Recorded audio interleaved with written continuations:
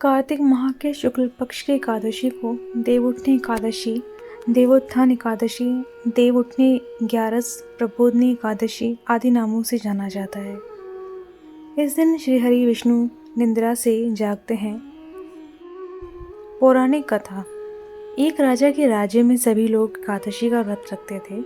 प्रजा तथा नौकर चाकरों से लेकर पशुओं तक को एकादशी के दिन अन्न नहीं दिया जाता था। एक दिन किसी दूसरे राज्य का व्यक्ति राजा के पास आकर बोला, महाराज कृपा करके मुझे नौकरी पर रख लें।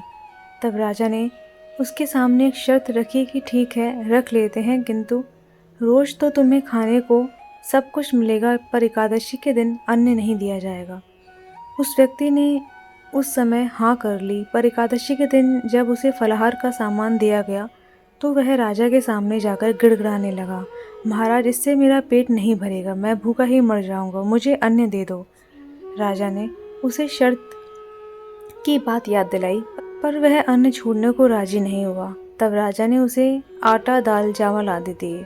वह नित्य की तरह नदी पर पहुंचता और स्नान कर भोजन पकाने लगा।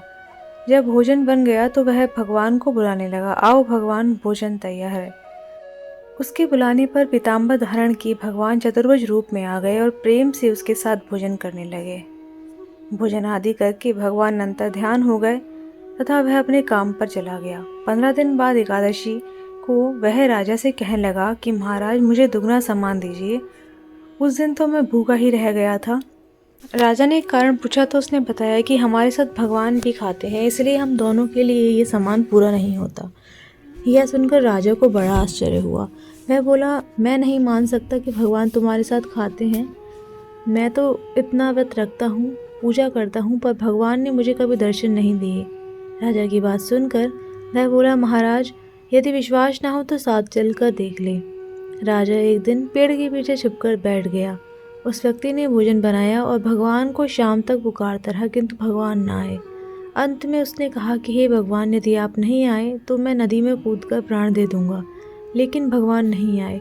तब वह प्राण त्यागने के उद्देश्य से नदी की तरफ बढ़ा। प्राण त्यागने का उसका दृढ़ इरादा जान शीघ्र ही भगवान ने प्रकट होकर उसे रोक लिया और साथ बैठकर भोजन करने लगे। खा पीकर वे उसे अपने विमान में बिठाकर अपने धाम ले गए। यह देख राजा ने सोचा कि व्रत उपवास से तब तक कोई फायदा नहीं होता जब तक मन शुद्ध न हो। इससे राजा को ज्ञान मिला। वह भी मन से व्रत उपवास करने लगा और अंत में स्वर्ग को प्राप्त हुआ। देव प्रबोधनी एकादशी की दूसरी व्रत कथा। एक राजा था, उसके राज्य में प्रजा सुखी थी। एकादशी को कोई भी अन्न नहीं बेचता था, सभी फलहार करते थे। एक बार भगवान ने राजा की परीक्षा लेनी चाहिए। भगवान ने एक सुंदरी का रूप धारण किया तथा सड़क पर बैठ गए। तभी राजा उधर से निकला और सुंदरी को देखकर चकित रह गया। उसने पूछा, हे सुंदरी, तुम कौन हो और इस तरह यहाँ पर क्यों बैठी हो? तब सुंदरी बने भगवान बोले, मैं निराश्रिता हूँ, नगर में मेरा कोई जाना पहचाना नहीं है, किससे सहायता मांगू? राजा उसके रूप पर मोहित हो गया। वह बोला, तुम मेरे महल में चलकर मेरी रानी बनकर रहो। सुंदरी बोली, मैं तुम्हारी बात मानूंगी, पर तुम्हें राज्य का अधिकार मुझे सौंपना होगा। राज्य पर मेरा पूर्ण अधिकार होगा। मैं जो भी चाहूँगी बनाऊंगी और तुम्हें खाना होगा। राजा उसके रूप पर मोहित था, अतः उसने उसकी सभी शर्तें स्वीकार कर ली। अगले दिन एकादशी थी। रानी ने हुक्म दिया कि बाजारों में अन्य दिनों की तरह अन्न बेचा जाए। उसने घर में मांस, मछली आदि पकवाए तथा परोसकर राजा के खाने के लिए कहा। यह देख राजा बोला, रानी आज एकादशी है, मैं तो केवल फलाहार ही करूँगा। तब रानी ने शर्त की याद दिलाई और बोली, या तो खाना खा लो, नहीं तो मैं बड़े राजकुमार का सिर काट लूँगी। राजा ने अपनी स्थिति बड़ी रानी से कही तो बड़ी रानी बोली, महाराज धर्म ना छोड़ें, बड़े राजकुमार का सिर दे दें। पुत्र तो फिर मिल जाएगा, पर धर्म नहीं मिलेगा। इसी दौरान बड़ा राजकुमार खेल कर आ गया। माँ के आंसू देखकर वह रोने का कारण पूछने लगा, तो माँ ने उसे सारी वस्तु स्थिति बता दी। तब वह बोला कि मैं सिर देने के लिए तैयार हूँ, पिताजी के धर्म की रक्षा होगी, जरूर होगी। राजा दुखी मन से राजकुमार का सिर देने को तैयार हुआ तो रानी के रूप में भगवान विष्णु ने प्रकट होकर असली बात बताई। राजन, तुम इस कठिन परीक्षा में पास हुए। भगवान ने प्रसन्न मन से राजा से वर मांगने को कहा तो राजा बोला, आपका दिया सब कुछ है, हमारा उद्धार करें। उसी समय वहाँ एक विमान उतरा। राजा ने अपना राज्य पुत्र को सौंप दिया और विमान में बैठकर परम लोक को चले गए। देवउठनी एकादशी की प्रमुख कथा शंखासुर नामक राक्षस की है। शंखासुर ने तीनों लोकों में बहुत ही उत्पात मचाया हुआ था। तब सभी देवताओं के आग्रह करने पर भगवान विष्णु ने उस राक्षस से युद्ध किया और वह युद्ध कई वर्षों तक चला।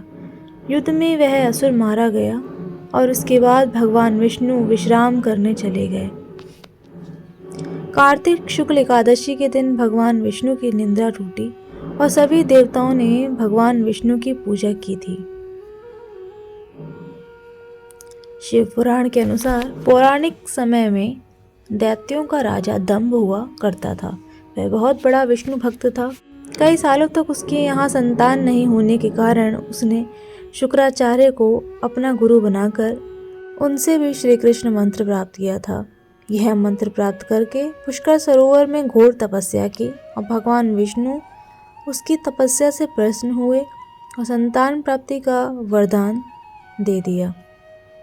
भगवान विष्णु के वरदान से राजा दंभ के यहाँ एक पुत्र ने जन्म लिया। इस पुत्र का नाम शंखचूड़ रखा गया। बड़ा होकर शंखचूड़ ने ब्रह्मा जी को प्रसन्न करने के लिए पुष्कर में घोर तपस्या की।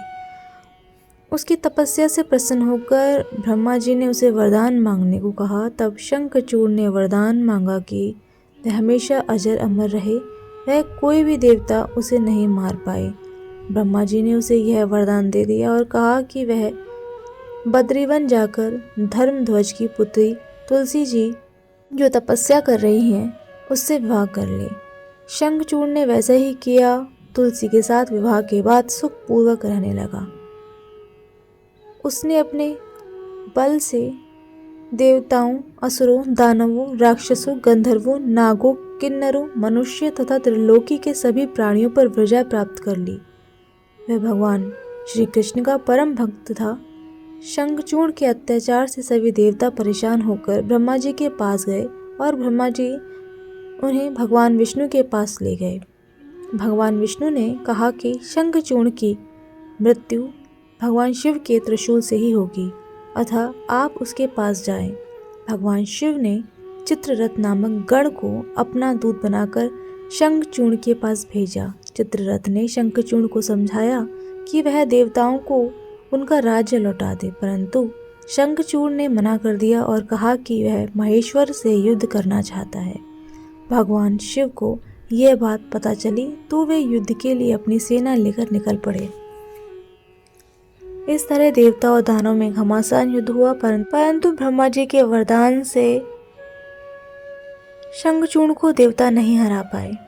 भगवान शिव ने शंखचूड़ का वध करने के लिए जैसे ही अपना त्रिशूल उठाया, तभी आकाशवाणी हुई कि जब तक शंखचूड़ के हाथ में श्रीहरि का कवच है और इसकी पत्नी का सतीत्व अखंडित है, तब तक इसका वध असंभव है। आकाशवाणी सुनकर भगवान विष्णु वृद्ध ब्राह्मण का रूप धारण करके शंखचूड़ के पास गए और उससे श्रीहरि कवच दान में मांग लिया। शंखचूड़ ने वह कवच बिना किसी संकोच के दान कर दिया।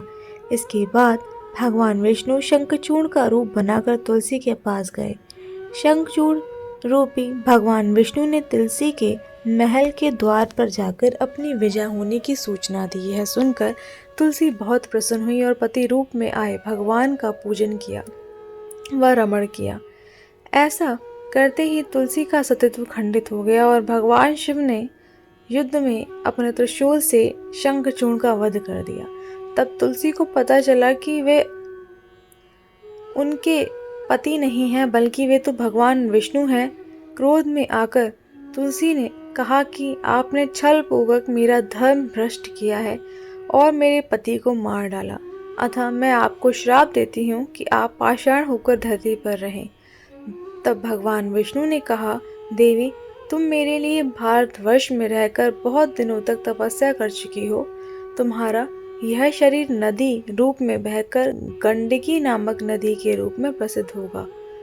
तुम पुष्पों में श्रेष्ठ तुलसी का वृक्ष बन जाओगी और सदा मेरे साथ रहोगी।